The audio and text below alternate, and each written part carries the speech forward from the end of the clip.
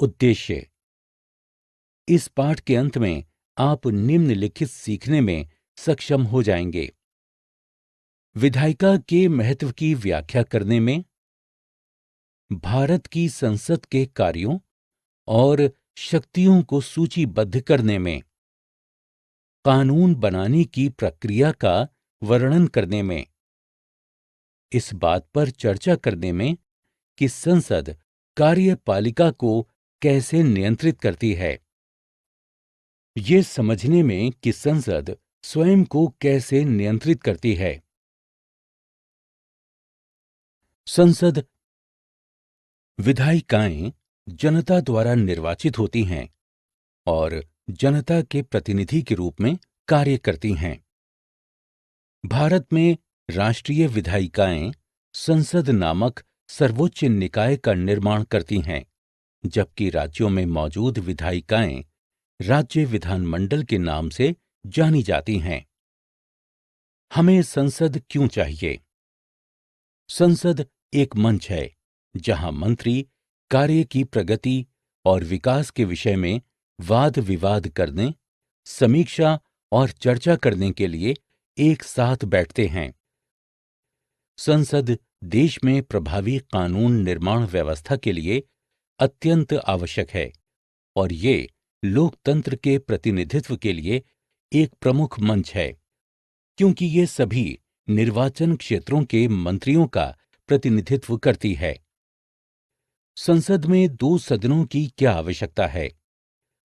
जब किसी विधायिका में दो सदन होते हैं तो उसे द्विसदनात्मक विधायिका कहते हैं। राज्य को एक सदनात्मक या द्विसदनात्मक विधायिका स्थापित करने का विकल्प दिया गया है। भारत के 5 प्रांतों में द्विसदनात्मक विधायिका मौजूद है, अर्थात जम्मू व कश्मीर, उत्तर प्रदेश, बिहार, कर्नाटक, मध्य प्रदेश। द्विसदनात्मक विधायिका के लाभ। विविधताओं से परिपूर्ण बड़े देश प्रायः द्विसदनात्मक राष्ट्रीय विधायिका चाहते हैं, ताकि वे अपने समाज के सभी वर्गों और देश के सभी क्षेत्रों या भागों को समुचित प्रतिनिधित्व दे सकें। द्विसदनात्मक विधायिका किसी भी नीति या विधेयक को 2 बार जांचने में सहायक है। इसका मतलब ये है कि किसी एक सदन द्वारा लिए गए निर्णयों या कार्रवाइयों पर दूसरे सदन में पुनर्विचार किया जा सकता है। राज्यसभा। भारत की संसद के ऊपरी सदन को राज्यसभा या राज्यों की परिषद के नाम से जाना जाता है। दूसरे शब्दों में, भारत में राज्यसभा राज्यों का प्रतिनिधित्व करती है। लोगों द्वारा निर्वाचित राज्य की विधानसभा के सदस्य राज्यसभा के सदस्यों को चुनते हैं। इसलिए हम कह सकते हैं कि राज्यसभा के सदस्यों को राज्य विधानसभा के प्रतिनिधियों द्वारा अप्रत्यक्ष रूप से चुना जाता है। संविधान की चौथी अनुसूची में प्रत्येक राज्य से निर्वाचित होने वाले सदस्यों की संख्या निर्धारित कर दी गई है। राज्यसभा के सभी सदस्य अपना कार्यकाल एक साथ पूरा नहीं करते। प्रत्येक 2 वर्ष पर राज्यसभा के 1/3 सदस्य अपना कार्यकाल पूरा करते हैं और इन 1/3 सीटों के लिए चुनाव होते हैं। इस तरह राज्यसभा कभी भी पूरी तरह से भंग नहीं होती है और जब लोकसभा भंग होती है तो राज्यसभा जरूरी मामलों और मुद्दों को निपटाने के लिए निर्णय ले सकती है, क्योंकि राज्यसभा को संसद के स्थायी सदन के रूप में जाना जाता है। असमान प्रतिनिधित्व। किसी राज्य की जनसंख्या राज्यसभा के सदस्यों के चुनावों को प्रभावित करती है और इससे राज्यसभा का प्रतिनिधित्व असमान दिखाई देता है।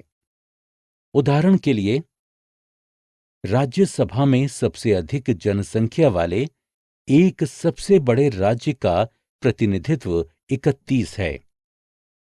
कम जनसंख्या और आकार के कारण प्रत्येक उत्तर पूर्वी राज्य का राज्यसभा में केवल एक सदस्य है।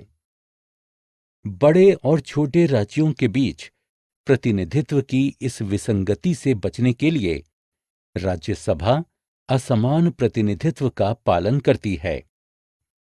यदि उत्तर प्रदेश और सिक्किम के सदस्यों की संख्या समान होती है, तो उत्तर प्रदेश सबसे बड़े राज्यों में से एक होने के कारण अपने सभी विवादों को समक्ष नहीं रख पाएगा। ये असमान प्रतिनिधित्व का कारण होगा। समान प्रतिनिधित्व वो प्रणाली जहां राज्यसभा में राज्यों के सदस्यों को समान रूप से प्रतिनिधित्व दिया जाता है, उन्हें समान लोकसभा। भारत की संसद के निचले सदन को लोगों की सभा या लोकसभा के नाम से भी जाना जाता है। इसे लोकसभा कहा जाता है क्योंकि लोक का अर्थ है लोग और सभा का अर्थ है सभा। लोकसभा में वयस्क मताधिकार के आधार पर 5 साल की अवधि के लिए प्रत्यक्ष चुनाव द्वारा चुने गए लोगों के प्रतिनिधियों को शामिल किया जाता है और सदन में बहुमत को खोने पर उन्हें बर्खास्त भी किया जा सकता है। 1971 से निर्वाचन क्षेत्रों की संख्या 543 रही है और सत्ता में रहने के लिए सत्तारूढ़ पार्टी को निर्वाचन क्षेत्रों में बहुमत की आवश्यकता होती है।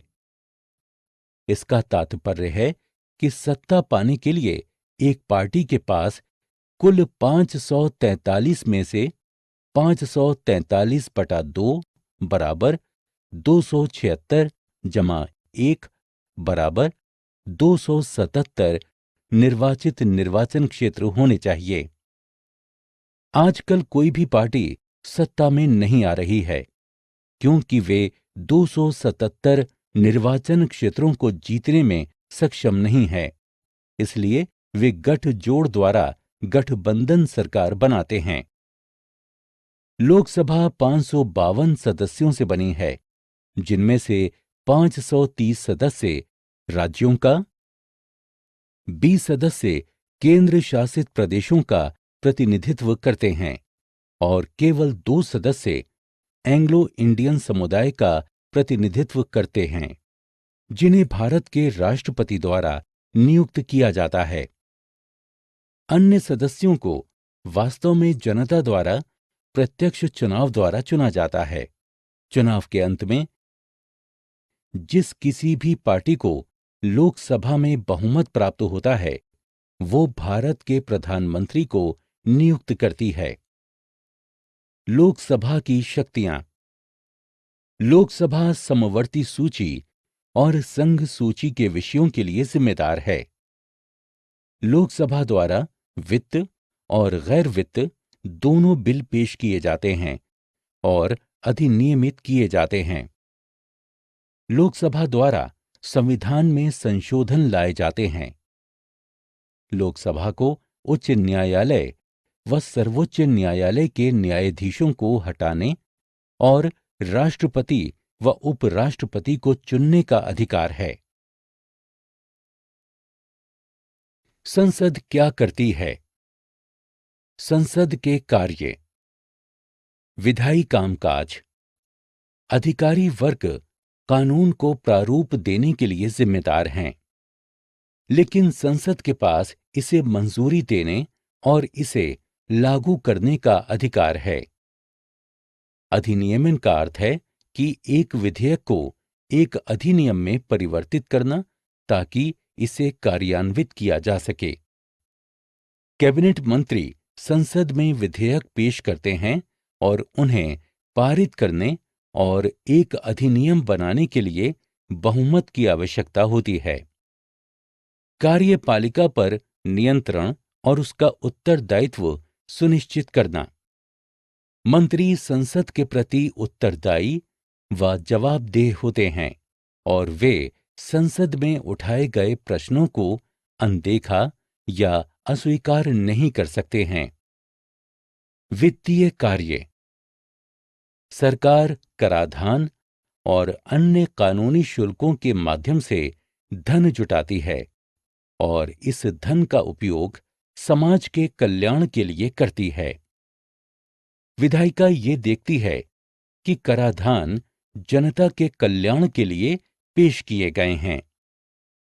विधायिका सरकार के कार्यक्रमों के कार्यान्वयन के लिए नए करों और अनुदान संसाधनों को मंजूरी देती है। अनुदान का अर्थ है वित्तीय संसाधन, संक्षेप में इसका मतलब धन है। संसाधनों को खर्च करने के लिए संसदीय अनुमोदन की आवश्यकता होती है और विधेयक पास कराने के संसदीय अनुमोदन के लिए 277 सदस्यों के आम बहुमत की आवश्यकता होती है।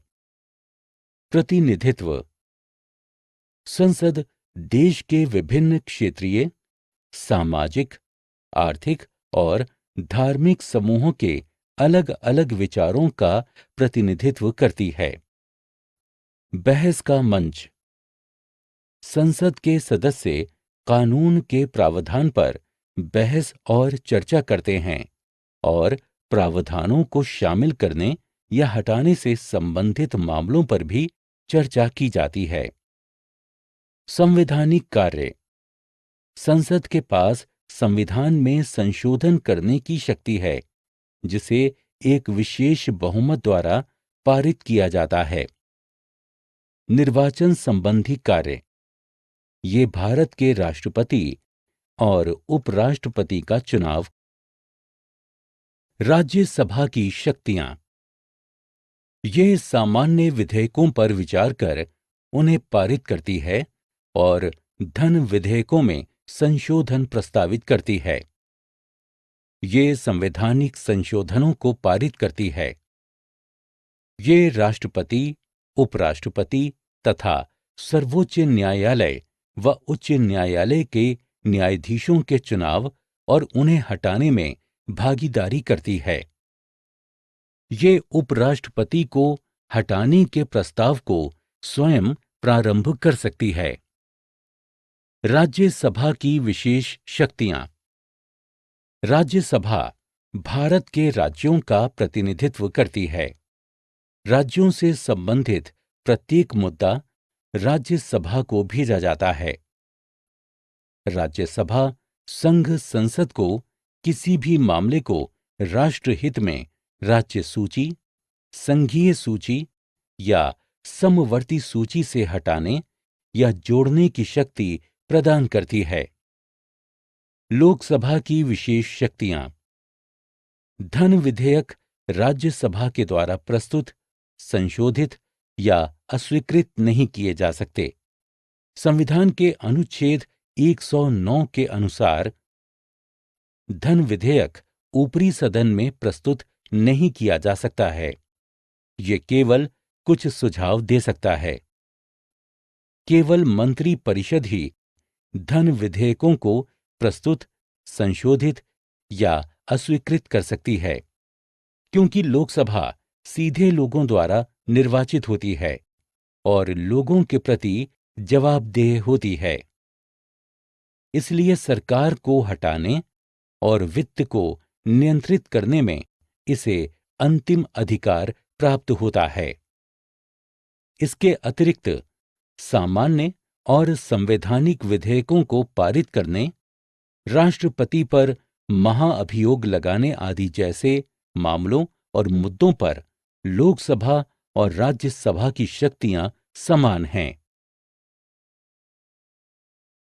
संसद कानून कैसे बनाती है? विधेयक कई तरह के होते हैं। किसने इसे प्रस्तुत किया है, इस आधार पर निजी सदस्यों का विधेयक। मंत्री के अतिरिक्त कोई और सदस्य विधेयक पेश करे तो ऐसे विधेयक को निजी सदस्यों का विधेयक कहते हैं। सरकारी विधेयक। मंत्री के द्वारा प्रस्तुत विधेयक को सरकारी विधेयक कहते हैं। वित्त के आधार पर वित्त विधेयक, गैर वित्त विधेयक। विधेयक की प्रकृति के आधार पर सामान्य विधेयक, संविधान संशोधन विधेयक। संसद कानून कैसे बनाती है? एक संसद का प्रमुख कार्य कानून बनाना है। प्रस्तावित कानून के प्रारूप को विधेयक कहते हैं। कानून बनने की प्रक्रिया में किसी विधेयक को संविधान में उल्लिखित प्रक्रियाओं से गुजरना पड़ता है। कानून बनने के लिए एक विधेयक को 3 चरणों से गुजरना पड़ता है। प्रथम चरण। संसद में विधेयक प्रस्तुत किए जाने से पहले ही इस बात पर काफी बहस होती है कि उस विधेयक की क्या जरूरत है। राजनीतिक दलों, हित समूहों, मीडिया और नागरिक संगठनों के बीच विधेयक पर चर्चा की जाती है। मंत्रिमंडल कोई भी मांग करने से पहले कानून के पीछे की नीति को स्वीकृत करता है। विधेयक का प्रारूप संबंधित मंत्रालय द्वारा तैयार किया जाता है। विधेयक तैयार होने के बाद इसे लोकसभा या राज्यसभा में पेश किया जाता है। लेकिन प्रायः विधेयक के लिए जिम्मेदार मंत्री ही इसे पेश करता है। जब लोकसभा में वित्त विधेयक पारित हो जाता है तो उसे राज्यसभा में अनुमोदन या सुझाव के लिए भेजा जाता है। द्वितीय चरण। समिति अपने सुझाव देती है और इन पर बहस भी की जाती है। तृतीय चरण। विधेयक पर मतदान किया जाता है और बहुमत से जीतने के बाद इसे दूसरे सदन में भेज दिया जाता है। राज्यसभा में मतदान के लिए प्रस्तुत करने से पहले विधेयक पर चर्चा की जाती है। दोनों सदनों के बीच कोई मतभेद होने पर संसद में एक संयुक्त अधिवेशन बुलाया जाता है। अधिकतर किसी संयुक्त अधिवेशन में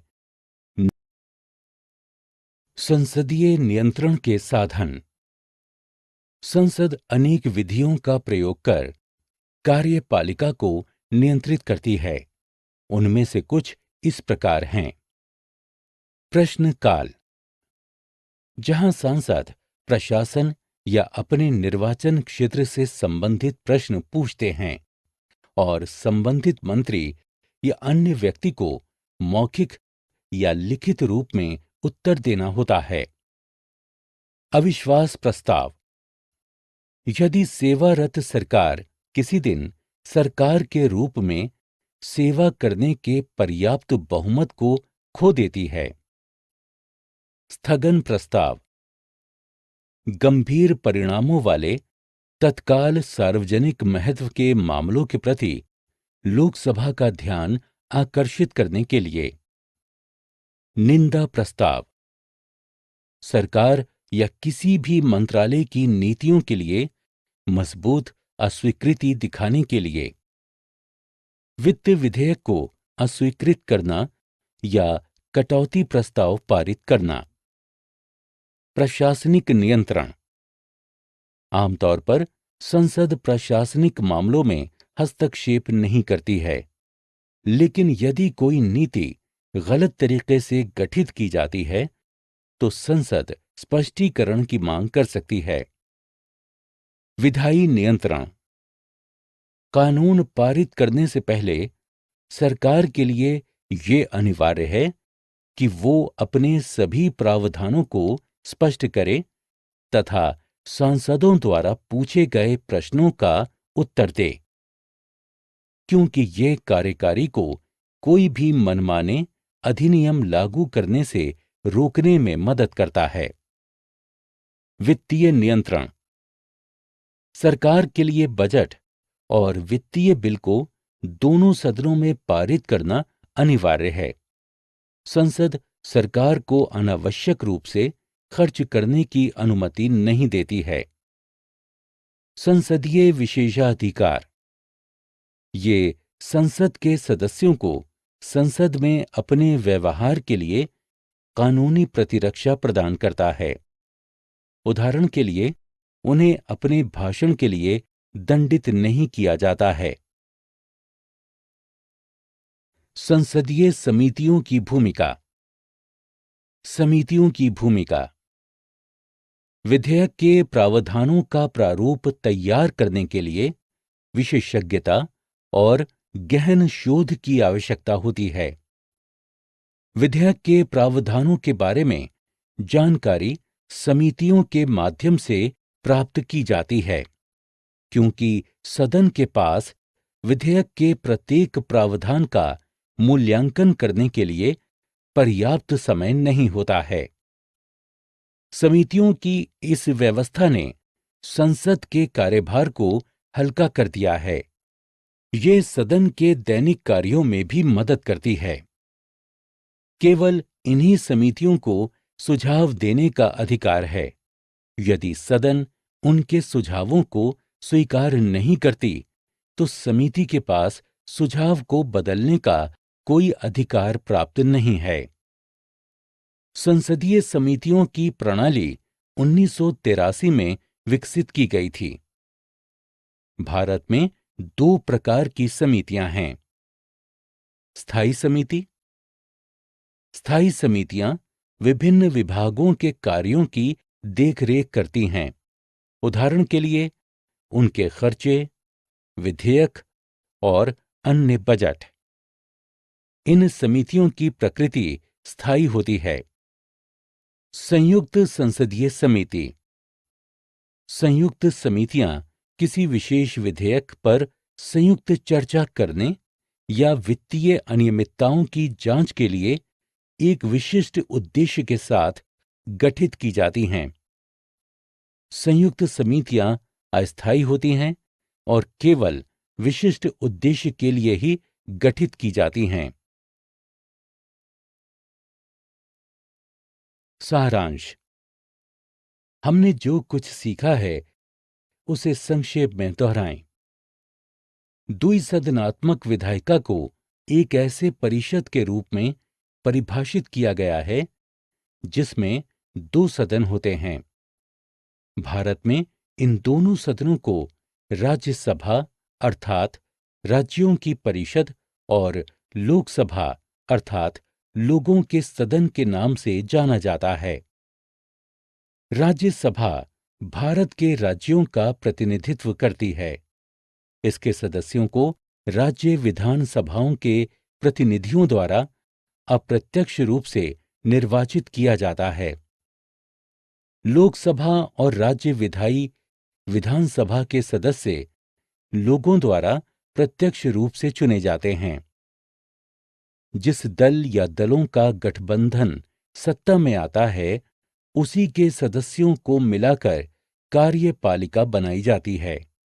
यदि दल को बहुमत प्राप्त होता है, तो यह संभव है कि कार्यपालिका मंत्रिमंडल तानाशाही में बदल जाए।